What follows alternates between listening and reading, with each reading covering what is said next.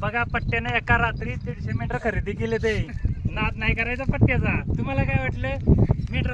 आणि तुम्हाला बघायचंय, बघू शकता इकडं मेथी घास, इकडं दशरथ घास, तिकडं ऊसाचं बंकर, इकडं आरोचं पाणी आहे. तुम्हाला वाटतं ना हे सर्व केलं पाहिजे. आणि या सगळ्या मेंढरांना पाव किलो खुराक घालतो, पट्ट्या काही कमी आहे वय असली लय घेऊन ठेवली ते. तर तुम्ही मुळात समजून घ्या. आता हे नदीच्या काठाला मेंढरं चरते ते, माझी तर नाही तर आबाची येतं. पण तुम्ही म्हणता ना हे चारलं पाहिजे ते चारलं पाहिजे. आता बघू शकता एवढ्या मेंढरांना जर एका मेंढराला पाव किलो खायला घालायचं तर दिवसाचं 50 किलो खायला लागेल. 50 किलो म्हणजे 2000 रुपयाचं. आता ह्या मेंढरांना किती खायला घालतात काय घालतात ते मी तुम्हाला विचारून दाखवतो. पण तुम्ही म्हणता ना हेच खायला घातलं पाहिजे तेच. आता ह्या नदीच्या काठाला हराळी खाते ते. हराळी म्हणजे काय?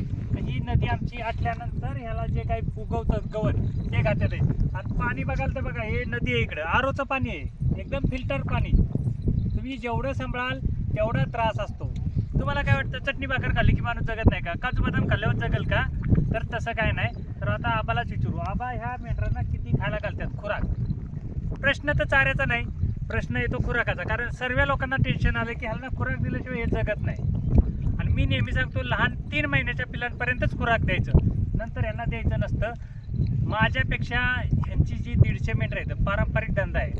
तर आता बघू शकता हे आबा आमचे आहेत. आबा ह्या मेंढरांना किती खुराक घालता? गाभण असेल ना हा त्या कालावधीत घातला तरी चालतो, किंवा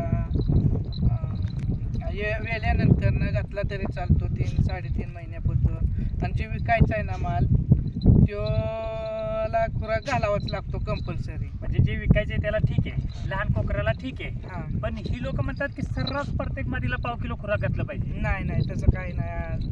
त्याच्या अडचण बी येत नाही. सगळं लशी आणि औषध व्यवस्थित असलं ना. लसीचं ठीक आहे, पण मी काही लोकांना सांगतो की माझ्याकडे जी मेंढर येतं ना घरी त्यांना मी 1 किलो खुराक सर्वांना घालतो. लोक मला म्हणतात का 1 किलो खुराकात काहीच होणार नाही, ह्यांना प्रत्येकाला पाव किलो घातलं पाहिजे. सक्सेस होईल? परवडेल आपल्याला? नाही परवडू शकत नाही.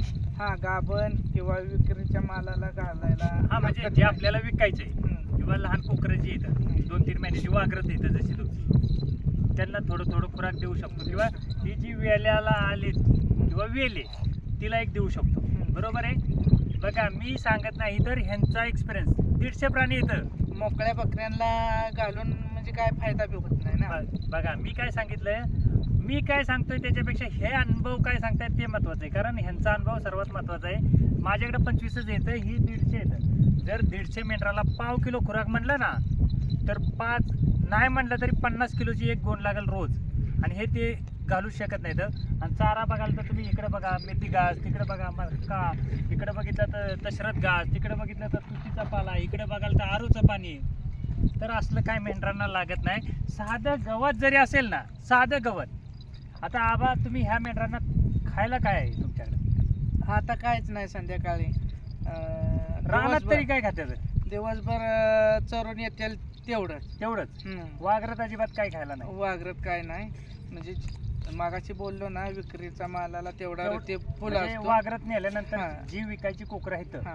6-7 महिन्याची त्यांना खुराक फक्त घालायचं, बाकीच्यांना खायला काय खुराक? मोकळे असेल ना त्यांना नाही घातला तरी कायच हरकत नाही. आणि चारा बघाल ना एवढा दर्जेदार आहे. आता ह्या नदीच्या कडाला चारा एवढा दर्जाचा आहे की तुम्ही विचार करू शकत नाही. तुम्ही म्हणता मुरगास घातला पाहिजे, तुती घातली पाहिजे, हे घातलं पाहिजे, ते घातलं पाहिजे. बघू शकता नदीच्या किनारी किती मेंढरं येतं.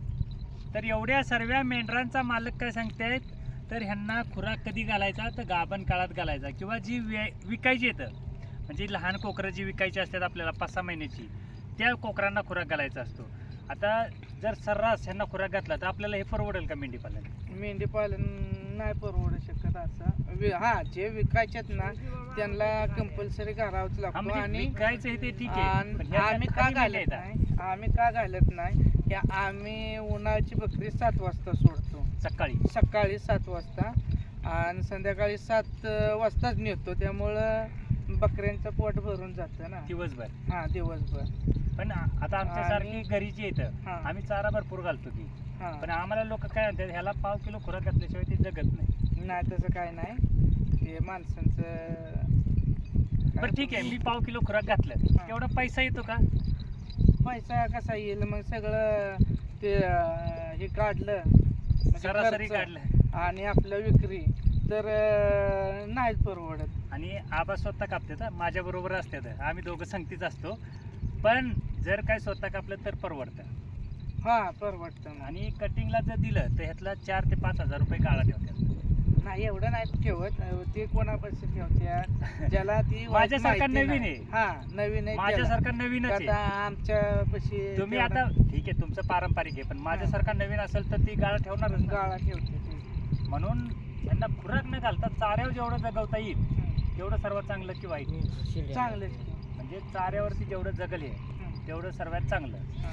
आणि खूप लोकांची म्हणणं तर ते ना केंगुरी मेंढी बघा, ही लाल मेंढी जी आहे ना ही केंगुरी मेंढी सर्वात उत्तम दुधाला. जसे काटेवाडी शेळी असते, आबाकडे बघा ह्या काटेवाडी शेळ्या येतात, काटेवाडी आणि हे काय त्याला म्हणतात, कोटा कोटा. जातीतलं- कोटा जातीतलं हे काटेवाडी. हे काटेवाडी कोटा त्या जाती. कोटा म्हणजे शिंगाची पिळदार येतं ती कोटा येतं. आणि ह्या आबाने का ठेवलं तर दुधासाठी, यांना दूध चांगलं असतं त्याच्यासाठी हे ठेवल्यात आहे. तर बारकाईने अभ्यास केला तर ह्यांना पण चारा काय नाही, नदीच्या किनारी जे काय भेटेल त्याच्यातच खाऊन ही जगते. ते वेगळं असं काय नाही, फक्त आपण जे बंदिस्त करतो ना, या नाही तुमच्याकडे नाही येणार या. ते. हे मी मेंढरवाला येणार ते या.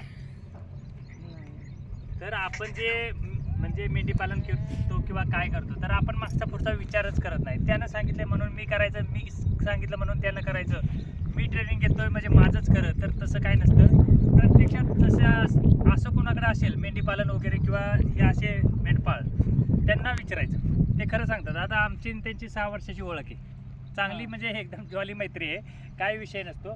फक्त ह्यांना जास्त खुराक दिला आणि तुम्ही जर स्वतः कापणार नसाल तर ते तुम्हाला परवडणारच नाही. काही कारण कुणीही सांगू द्या शास्त्रज्ञानं. आणि आपण म्हणतो ना ह्यो चारा दिला पाहिजे तो चारा दिला पाहिजे, तर आता नदीच्या काठाला एवढा क्वालिटीचा चारा आहे, मेथी घासा सह आहे, आणि ती खाऊन ती जगते ते. मग तुम्ही विचार करा काय पद्धतीनं मेंढरा असतील, तर अशा पद्धतीने ही मेंढरं येतं.